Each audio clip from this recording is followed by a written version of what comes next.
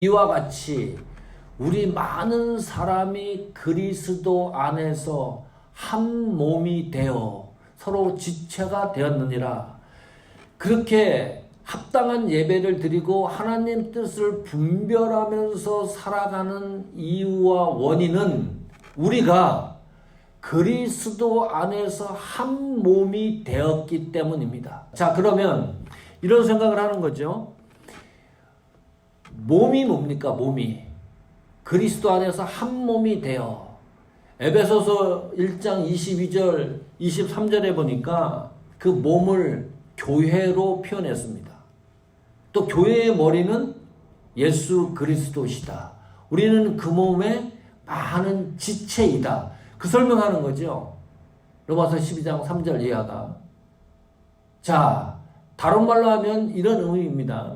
그리스도 안에서 성도와 성도 간의 그 관계성, 또 교회, 하나님과 예수 그리스도와의 그 깊은 관계성에서 나타나는 교회의 모든 지체들, 성도들, 그 사실이 훼손되지 않기 위해서입니다.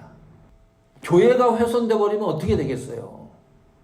이 세상에서 상상을 해보십시오. 성도가 회파되고 파괴된다 그러면 하나님이 섭리하시고 목적하시는 것이 이것이 그냥 혼돈 속에 빠지는 거기 때문에, 그리고 그런 사실이 계속 지탱되어져 가고 지속되기 위해서 우리가 사실은 예배 드리는 겁니다. 성경이 그래 말을 하는 거예요. 그래서 그것을 훼손되지 않게 하고 또 지속시키기 위해서 하나님이 은혜로 우리에게 주신 것이 있는데, 그 은혜로 주신 것이 뭐냐? 직분과 은사입니다. 그래서 주신 거예요. 직분과 은사를 주신 이유와 목적이 거기에 있다는 거죠. 본질적으로 로마서 12장 3절 이하가 이야기하는 것은 그리스도의 몸을 지탱하고 또 지속시키기 위해서 주신 거예요. 그 교회의 본질을 훼손하지 않고 성도와의 관계를 지속하면서 그것을 지탱할 수 있는 규칙 같은 것이 뭐냐? 그것이 집약된 것이 로마서 12장 3절입니다. 로마서 12장 3절은 이렇게 시작하고 있습니다. 내게 주신 은혜로 말미암아. 여기 내게 주신 은혜 그랬습니다. 주셨다. 이게 문법적으로 얘기하면 수동태 구문입니다. 성경에는 은혜, 믿음, 또 거룩, 성화, 칭의, 또 이런 단어가 설명될 때는 거의 수동태 구문으로 성경이 기록해 놓고 있습니다. 이 말은 뭐냐 하면 능동태가 아니에요. 능동태라 그러면 사도 바울이 어떤 시간을 투자하고 어떤 행위를 하고 노력을 하고 수고하고 애써서 받은 그런 은혜가 아니다. 그런 말입니다. 하나님이 내게 주신 은혜입니다. 다시 말하면 사도 바울의 의지와 상관없이 받은 은혜, 그걸 말하는 거예요. 이 보통 은혜가 아니죠. 그래서 이미 받은 은혜, 이런 표현이 사도 바울이 쓴 서신서에 종종 등장합니다. 내가 받은 이 은혜는 하나님이 이미 나에게 주신 정말 놀라운 은혜다. 그 은혜를 바울 서신서에 나온 사도 바울의 은혜의 표현을 모두 종합해가지고 두 가지로 축소를 하면 이런 얘기입니다. 그 은혜는 이렇게 설명하는 거예요. 구원은 하나님의 절대 주권에 의해서 성취된다. 지금 성경이 말씀하시는 그 은혜의 하나의 중요한 포인트를 이야기하고 있습니다. 스데반 집사님이 순교 현장에 있었을 때 바울이 목격했습니다. 야, 예수 믿는 사람 지독하다. 아니 어떻게 돌에 맞아 죽어가면서까지 저렇게 예수를 부인하지 않고 죽을 수 있을까? 그걸 목격했던 사람이 바울이에요. 스데반 집사 이후로 로마 정부가 아주 지독하게 예수 믿는 사람들을 핍박하기 시작했습니다. 그래서 온 지역으로 예수 믿는 사람들이 흩어지기 시작을 했습니다. 바울은 그 현장에서 그것을 목격하고 나서 징글징글하다. 예수 믿는 사람들, 이거 모조리 씨를 말려야 되겠다, 그렇게 생각했던 사람이에요. 그래서 다메섹 도상을 지나가는데 갑자기 강한 빛이 내렸습니다. 사신경이 마비됐어요. 눈이 안 보여요. 얼마나 그 빛이 강렬했으면. 음성이 들리는 거예요. 바울아 바울아, 사울아 사울아. 그때 사울이죠. 사울아 사울아, 어찌 나를 핍박하느냐. 그러니까 바울은 그 은혜를 평생 잊을 수가 없어요. 나는 지금 바울은 예수 믿는 사람들을 죽이기로 작정하고 움직이는데 바울의 의지와 관계가 없어요. 다시 말하면 바울의 의지적으로 예수 믿을 확률이 제로가 아니고요, 마이너스 100입니다. 마이너스 만이에요. 이거는 바울이 스스로 예수 그리스도를 만나서 회개하고 구원의 감격을 받는 확률이 없었다는 뜻입니다. 그러니까 바울에게서는 그 은혜가, 이거는요, 어떻게 표현을 해야 돼요? 그래서 바울이 그런 얘기를 계속해요. 고린도전서 2장 2절에 그 은혜를 받고 나서 어떤 이야기를 하냐면, 나는 지금부터 내가 이 세상 살아가는데 십자가 외에는 알기를 원치 않기로 작정했다. 완전히 생각과 사상이 변해간 겁니다. 왜요? 예수 그리스도를 만나고 나서 그 은혜가, 그 구원의 감격과 은혜가 너무너무 크고 위대하기 때문에 나는 이제부터 모든 학문과 지식을 배설물로 여기겠다 할 정도였으니까요. 갈라디아서 또 6장 14절에는 이렇게 얘기합니다. 나는 지금부터 이 세상을 살아가는데 십자가 외에는 자랑할 것이 없다. 난 십자가만 자랑하고 이 세상을 살아가야 되겠다. 이 은혜가 바울의 온 사상과 인격과 모든 것을 지배했습니다. 그 은혜를 말하는 거예요. 내게 주신 은혜가. 여러분, 하나님이 우리에게 주신 은혜가 있습니다. 어떻게 표현하고 싶습니까?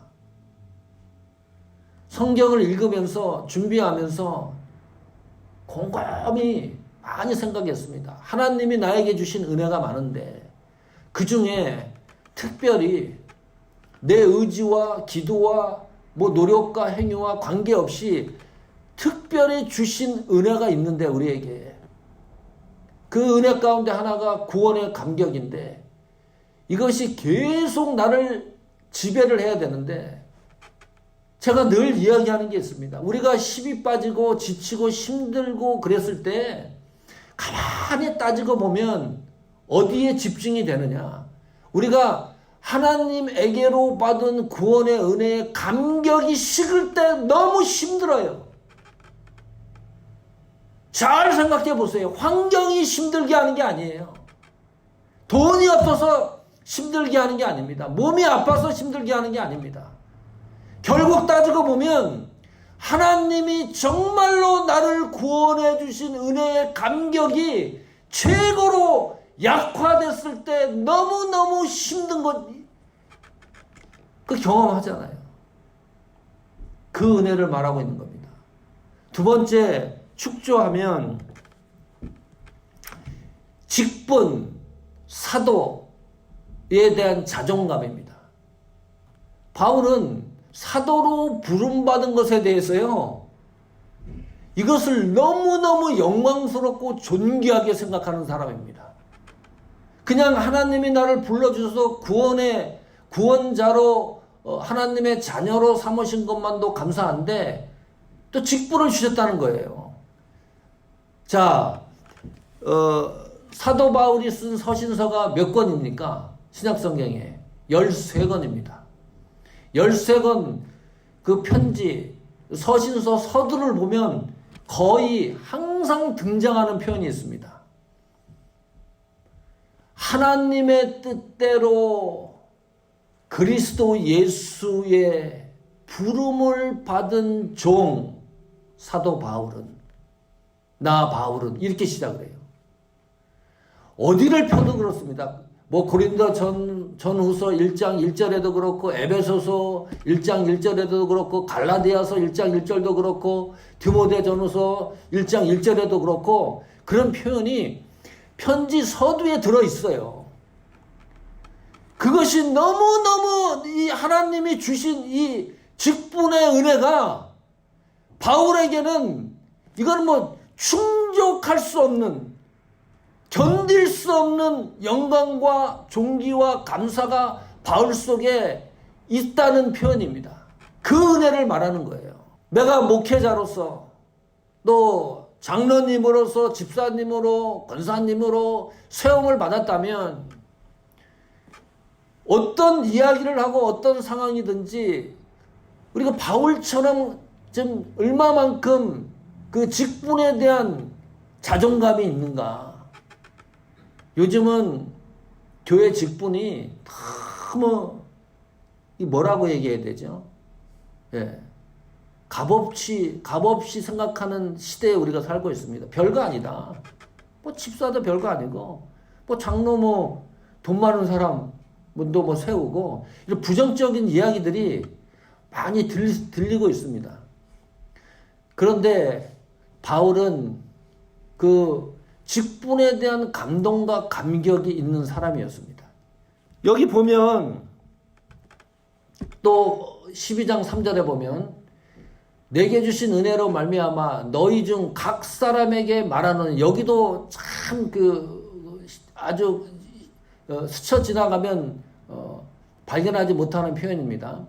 각 사람에게 말하노니 그랬습니다. 이런 거예요. 사도 바울을 우리 교회에서 부흥사로 초청을 했습니다. 부흥회를 하는데, 부흥회를 하면 첫째 날, 둘째 날, 셋째 날 저처럼 설교를 하고 뭐 우리가 다른 성도들도 초청해서 부흥회를 하면 되잖아요. 부흥회를 초청했는데 사도 바울이 부흥회를 하지 않고 부흥회에 참석한 한 사람 한 사람들을 만나는 겁니다. 한 사람 한 사람 1대1로 만나서 부흥회를 하는 거예요. 저 표현이 그런 표현이에요. 너희 중 각 사람에게 말한다. 이게 무슨 뜻입니까 도대체? 그냥 사람을 모아놓고 모든 사람에게 똑같은 말을 하는 거잖아요. 뭐 이 사람에게는 다른 말하고 이 사람에게 또 다른 말 하는 게 아니고, 그 내용이 똑같은 말. 내게 주신 은혜. 그 설교 제목이에요. 바울의 부흥회의 설교 제목입니다. 예를 들면 그 내게 주신 은혜의 말씀을 가지고 각 사람에게 말하는 이 내용이 똑같은데, 그냥 모든 사람을 모아놓고 하는 게 아니라 한 사람 1대1로 이야기를 부흥회를 하는 거니까, 지금부터 전개되는 이 3절 이하의 말씀들이 얼마나 중요하고 심각하냐 그 말이에요. 말하노니라고 하는 표현이 더 그렇습니다. 우리말 성경에 그냥 말하노니 그랬으니까 이거 별거 아닌가 보다, 뭐 그냥 얘기하는 것보다, 그렇게 생각할 수가 있는데, 로마서 12장 1절에는 권하노니 그랬어요. 모든 자비로 권하노니. 그 권하노니는 간절히 진짜 하나님이 원한다, 애원한다, 간청한다, 그런 뜻이라 그랬습니다. 여기서 말하는 말하노니는 강도가 보통 센 게 아닙니다. 강조형입니다. 어느 정도로? 경고성 메시지입니다. 우리말 한국어 성경에는 그냥 말하노니로 해놔가지고 이게 그냥 별거 아닌 것보다 라고 생각할 수가 있는데, 경고성 메시지를 말씀하는 거예요. 그 정신을 바싹 차릴 수밖에 없죠. 왜냐하면 실제적인 것이기 때문입니다. 마태복음 1장 2절은 어쩌면 본질적인 문제를 다룬 거고, 3절 이후로부터는 실제적인 거잖아요. 직분하고 은사하고 지체로서 손과 발, 여기 계속 그런 설명하잖아요. 무슨 예언하는 자, 가르치는 자, 봉사하는 자, 다 우리가 정말 실제적으로 움직여야 될 상황들이기 때문에, 이것은 그냥 쉽게 전달하는 메시지가 아니다. 세 가지 로마서 12장 3절에는 세 가지 생각이 나와요. 로마서 12장 2절에 이야기했을 때 하나님의 뜻과 마음을 우리가 분별할 수 있는 가장 좋은 방법이 생각이라 그랬을 때 생각. 여기도 보면 3절에 보면 생각이라는 단어가 세 번 등장합니다. 자, 각 사람에게 말하노니 마땅히 생각하는 그 생각을 말하고, 또 하나 그 이상의 생각, 두 번째입니다. 그리고 쭉 내려와서 지혜롭게 생각하라. 지혜롭게 생각하는 방법. 세 가지입니다. 자, 마땅히 생각한다는 것은 보편적으로, 이성적으로 생각한다는 뜻입니다. 마땅히 생각해야 된다는 말이 처지와 형편에 맞게 생각한다는 거예요. 그러니까 보편적인 생각이에요. 복잡한 게 아니죠. 보편적이고 또 상식적인 생각입니다. 신앙생활도 그 기준에 맞추면 거의 다 실수하지 않습니다. 교회 안에서도요, 본표적이고 상식적인 생각을 하라는 거죠. 사역을 할 때도. 이것이 무너지면, 자, 지금 한국에서 뭐 신천지 교인이 코로나 바이러스 해가지고 이거 난리가 났어요. 신천지 희한한 우리 기독교에서는 이단으로 얘기를 하니까 거기 빠지는 사람들 얼마가 돼요? 숫자가 어마무시합니다. 전국적 10만인가요? 넘었지요. 이 보통 숫자가 그 빠지는 사람들 보면 너무 이상하잖아요. 이상해요. 거기서 주장하는 게 이런 걸 주장을 해요. 신천지 무슨 장막성전, 그러니까 유일한 성전이라는 거죠. 자기네 교회가, 자기네 그 단체가 신천지는 말이 성전이란 말인데 그것이 성경에서 나오는 유일한 성전이라는 거죠. 그러면 다른 교회들은 이거는 다 가짜라는 거죠. 그것이 정조중된 겁니다.